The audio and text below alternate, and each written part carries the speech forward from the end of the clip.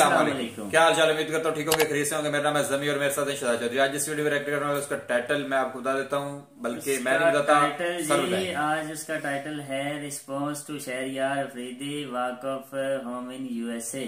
हाँ जी, तो अगर आप हमारे चैनल पर नया है तो हमारे चैनल को लाइक करें, शेयर करें, सब्सक्राइब करें और बेल का आइकन दबाना मत भूलिए। शुरू करते हैं, लेट्स स्टार्ट। तो आज बात करनी है एक स्वीट शॉप ऑनर की। अब आप कहेंगे ये कौन है मिठाई की दुकान का मालिक?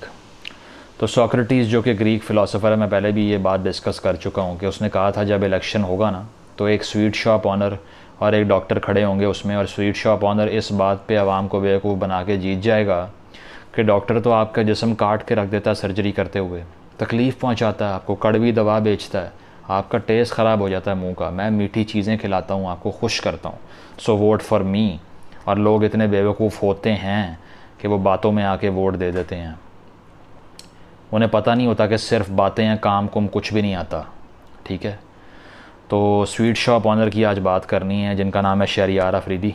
ठीक है, इससे पहले लोग यहाँ पे उनको कहते रहे हैं कि जान अल्लाह को देनी है इनका निक नेम, क्योंकि ये 10-20 दफ़ा उन्होंने पार्लियामेंट में खड़े होकर ये बात रिपीट की थी कि राना सनाउल्लाह 15 किलो आटे की बोरी जितनी चर्स लेके ना अपनी गाड़ी में फिर रहा था, हमने उसे पकड़ा है, हमारे पास वीडियोस और फ़ोटोग्राफ्स हैं उसकी। तो बाद में ना कोई वीडियो सामने आई ना फ़ोटोग्राफ सामने आई और राना साहब की बेल हो गई, आजकल वो खुले फिर रहे हैं। जान अल्लाह को देनी है। राना सनाउल्लाह के खिलाफ बुलंदो बांग दावे करने वाले शहरयार आफरीदी अदालत में कुछ साबित ना कर सके। राना सनाउल्लाह को बिल्कुल डिफेंड नहीं कर रहा, वो शायद इससे भी जो है ना वो कंट्रोवर्शियल हों, लेकिन फिर भी एक बात कर रहा हूँ इनके बारे में। पहली बार मौसूफ़ जाते हैं अमेरिका और वहाँ पे उनकी अच्छी खासी लंबी तलाशी होती है और कॉन्सुलेट बीच में पड़ता है कि यार हमारा बंदा इनको आने दो। ये प्रेस ने रिपोर्ट किया है, मैंने नहीं किया, लेकिन कुछ फ़ेक तस्वीरें भी इनके बारे में चल रही हैं कि खुदा न खास्ता उनको जो है ना वो मतलब बेर सर्च किया गया, सारा वो गलत है, फ़ेक न्यूज़ है, लेकिन वहाँ रोका गया काफ़ी देर तक। तो उसके बाद इनको काफ़ी गुस्सा आया। तो वैसे तो इमरान खान साहब ने इनके कंधों पे ज़िम्मेदारी डाली है कश्मीर फ़तह करने की, कश्मीर कमेटी के ये चेयरमैन हैं और उसी के लिए लॉबिंग करने और जनरल असम्बली के इजलास में शिरकत के लिए पाकिस्तान को रिप्रेजेंट करने अमेरिका गए थे, लेकिन इन्होंने वहाँ जाके मैनहट्टन फ़तह कर ली है, न्यूयॉर्क। अब आप कहेंगे ये कैसे कर ली है? तो वो जिस तरह से सेकेंड वर्ल्ड वॉर में जब जर्मनी ने फ़्रांस को प्लंडर किया था ना, कब्ज़ा किया था फ़्रांस के ऊपर, और पेरिस छोड़ के फ़्रेंच आर्मी भाग गई थी और जिस तरह जर्मन सोल्जर्स घुसे थे पेरिस की सड़कों पे, उस तरह की वॉक की है शहरयार अफरीदी ने, जैसे मैनहट्टन आज से मेरा है। ज़रा देखें और फिर बात करते हैं उनकी जो कमेंट्री है इस दौरान, जिसको मैं वॉक ऑफ शेम कह रहा हूँ, वो क्यों कह रहा हूँ। Let's see. मैं इस वक्त न्यूयॉर्क का सबसे पॉश एरिया मैनहट्टन, यहाँ पे वो मुल्क जो पूरी दुनिया के निज़ाम को कंट्रोल किए हुए है, जिसकी बुनियादी लिहाज से पूरी दुनिया में इज्जत है, वो एक किस्म का माई बाप बना हुआ है, उनके लोगों की जिंदगी बची। तो मेरी अपनी कौम के लिए मैसेज ये कि जब मेरे प्राइम मिनिस्टर ने लंगर खानों और फिर लंगर खानों के अलावा आम आदमी की सोच के लिए पनाहगाहें बनाई तो मजाक उड़ाया गया। अपने आप पर फख्र करें, अपनी रियासत पर फख्र करें, अपनी धरती माँ को इज्जत दें। इंशाअल्लाह पाकिस्तान अजीम कौम बनने जा रहा है। वो बड़े बड़े लोग जो फिलॉसफीज और थ्योरीज देते हैं, रियलिटी को क्यों नहीं बताते, दुनिया को क्यों नहीं बताते कि जाओ अमेरिका के पॉश एरियाज में देखो कि इंसानियत किस सतह पे है, किस तरह से सिक रही है। कोई कश्मीरी अपनी माँ बहनों को इज्जत देते हैं। ये देखिए, ये भी अमेरिका की बेटी है, ये किसी की बेटी है, बहन है, माँ है। देखें मैनहट्टन है। पहली बात तो ये है कि जनाब ने अमेरिकन गवर्नमेंट, अमेरिकन कल्चर पे बात की है और बात ये की है कि रियासत तो माँ जैसी होती है, फिर भी ये हाल किया है वहाँ पे लोगों का कि सड़कों पे पड़े हुए हैं।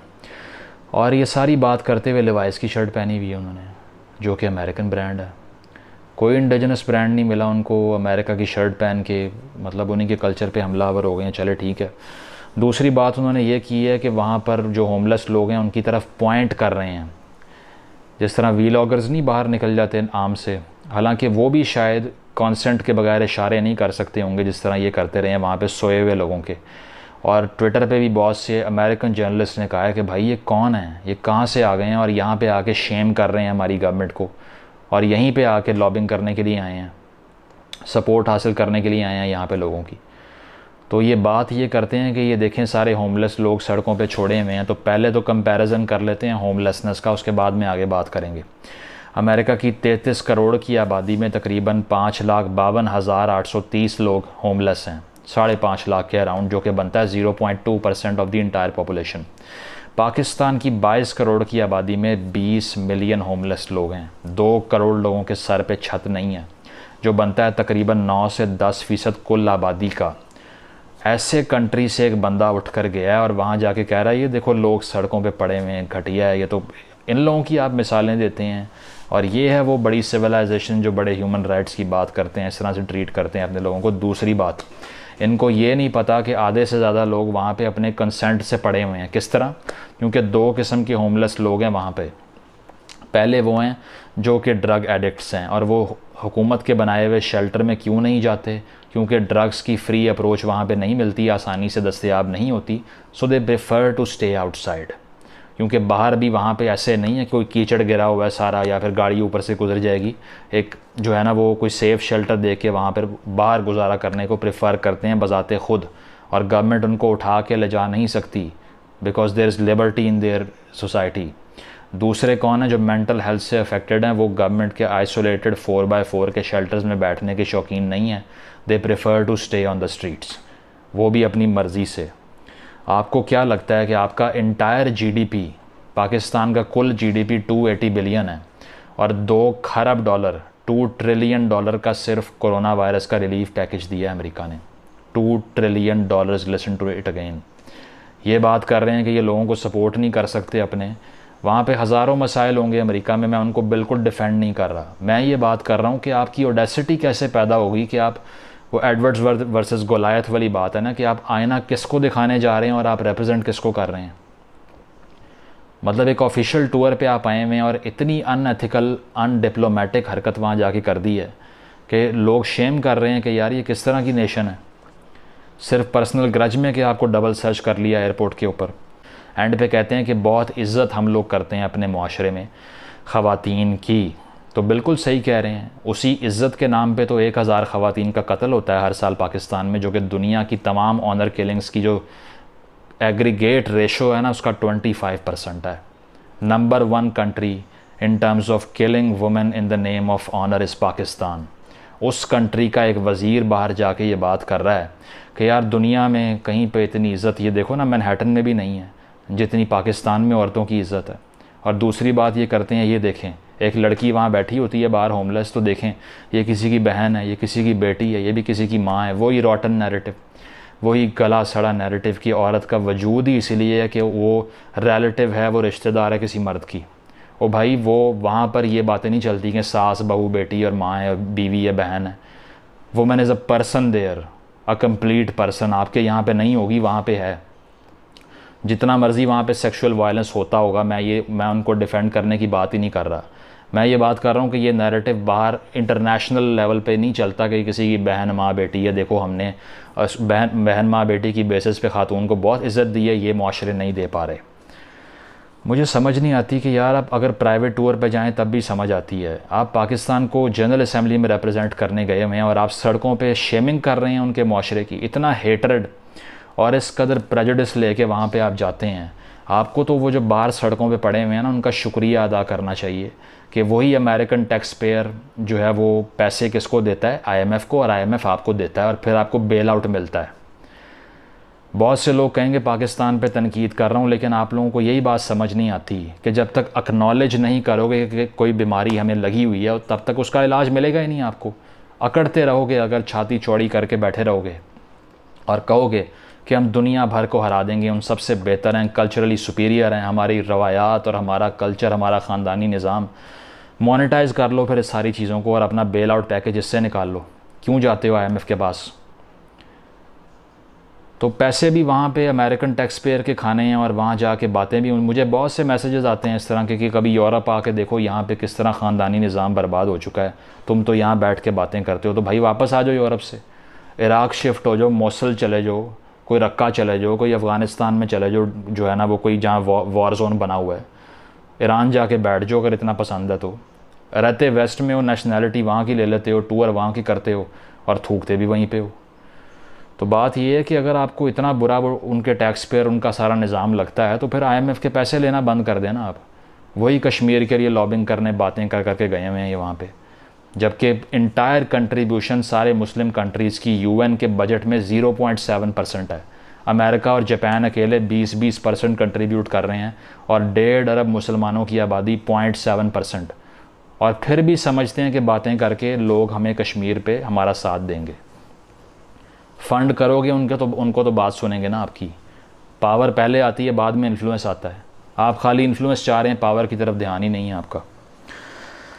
और दूसरी चीज़ ये कहते हैं कि जी लंगर खाने हमने खोले हैं और रियासत मदीना बनाई है, यहाँ देखो सारे बाहर लेटे हुए हैं, कोई लंगर खाने नहीं है। लंगर खाने वहाँ बहुत हैं, इसलिए उसमें जाते नहीं हैं शेल्टर्स में, कि वो मैंने रीज़न बताई है। दूसरी बात, एक अंग्रेज़ी कहावत है कि if you give a man a fish he will eat for a day, if you teach a man to fish he will eat for a life time.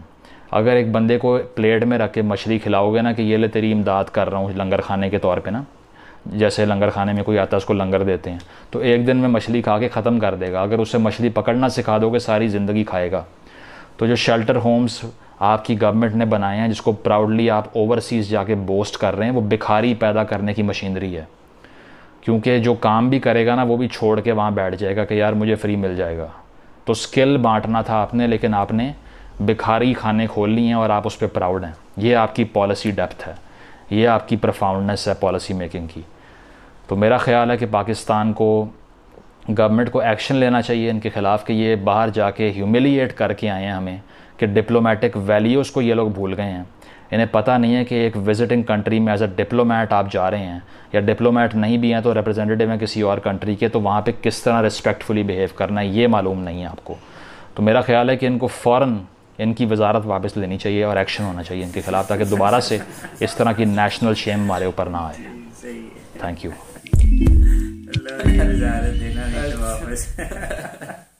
अच्छा, यहाँ पे ये बात हुई है कि वजारत जो है इनकी वापस लेना चाहिए।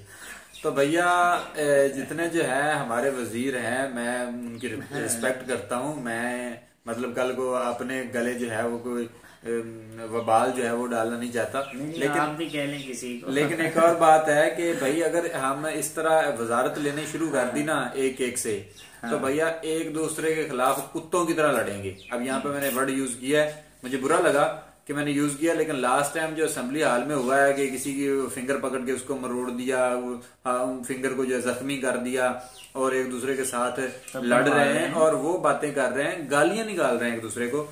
तो इससे हमारी कौम मतलब हमारे बच्चों को क्या सबक मिलेगा? ये बात एक सोचने वाली है ना, कि आम पाकिस्तानी जिसको अपने क्या कहते हैं कि अपने राइट्स का ही नहीं पता, उसको क्या सबक मिलेगा, वो क्या सोचेगा क्या नहीं सोचेगा। और मैं हर वीडियो में ये कहता रहता हूँ कि यहाँ पे एक और भी सीन है कि पावर वाले को वोट देते हैं जिसके पास पैसा है, हालांकि पता नहीं उसका पैसा चाटना होता है आवाम ने। शऊर जो है वो पता नहीं क्या कहते हैं कि घास खाने गया हुआ है कि भाई पैसे वाले को देंगे तो जाहिर सी बात है वो अपना पैसा पहले उसने लगाया है तो फिर और थोड़ा लगा के वो मतलब अपने आप को डेवलप करेगा, अपना स्ट्रॉन्ग करेगा, और स्ट्रॉन्ग करने के बाद वैसे स्किप कर लेगा पाकिस्तान से। अगर किसी को वैसे वीजा मिलता नहीं तो वो पावर में आता है, पावर में आने के बाद वो वीजा अप्लाई करता है और निकल लेता है। और यहाँ पे शहरयार अफरीदी जी की बात हुई तो भैया आज कह रहे हैं और हो सकता है आने वाले वक्तों में ये वैसे ही मूव आउट कर जाएं, क्योंकि अक्सर ऐसा करते हैं कि हमारे पीएम साहब नवाज शरीफ साहब आजकल लंदन बैठे हुए हैं, तो इसी तरह जो है पैसा बनाते हैं। पैसा बनाने के बाद पहले उन्हीं पे तनकीद करते हैं, सारा कुछ उन्हीं पे करते हैं, और फिर जब हुकूमत खत्म हो जाती है तो फिर उधर ही जाना जो है ये प्रेफर करते हैं, उधर जाके।